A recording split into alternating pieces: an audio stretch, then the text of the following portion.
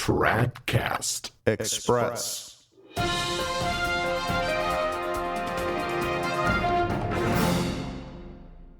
Tradcast Express, it's Tuesday, February 7th, 2017, and we've got breaking news.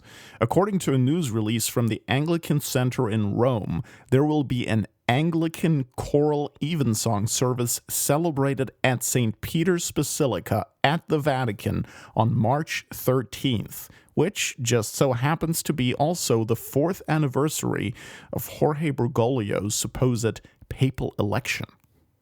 Choral evensong is roughly the Anglican equivalent of solemn vespers in the Catholic Church. Here's an excerpt from that news release. Quote, "On March 13th, for the first time ever, Anglican choral evensong will be celebrated at the altar of the Chair of St. Peter in St. Peter's Basilica at the Vatican.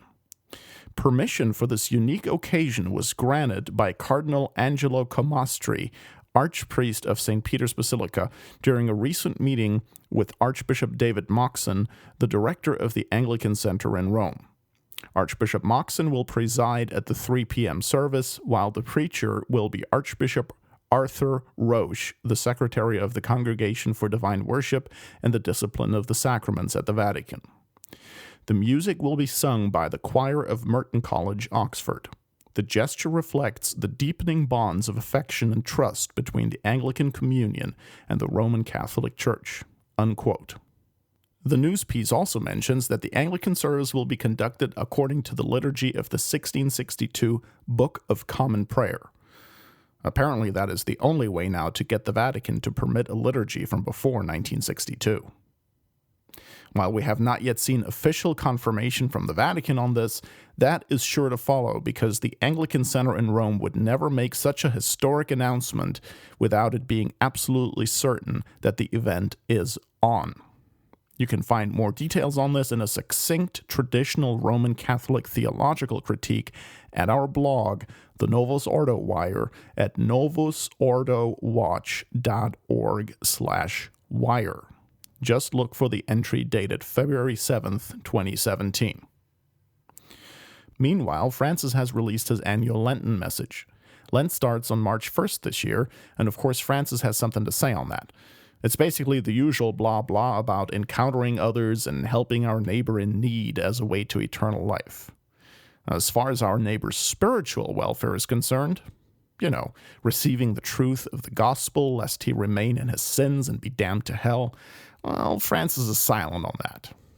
He just wants to make sure people have food, shelter, and clothing. He really doesn't care about the rest. But, hey, Francis does fearlessly condemn idolatry in his Lenten message.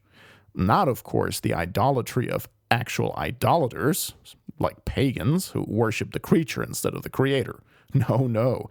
Naturally, he condemns only metaphorical idolatry again, this time the idolatry of money. He says that money can become, quote, a tyrannical idol, unquote. Now, that's true. Love of money is the root of all evil. It's just funny how Francis is always after some kind of figurative idolatry, but yet, when it comes to literal idolatry practiced by pagan religions such as Hinduism, then it's basically all the same God whom we simply meet in different ways. Tradcast Express is a production of Novus Ordo Watch. Check us out at tradcast.org and at novusordowatch.org.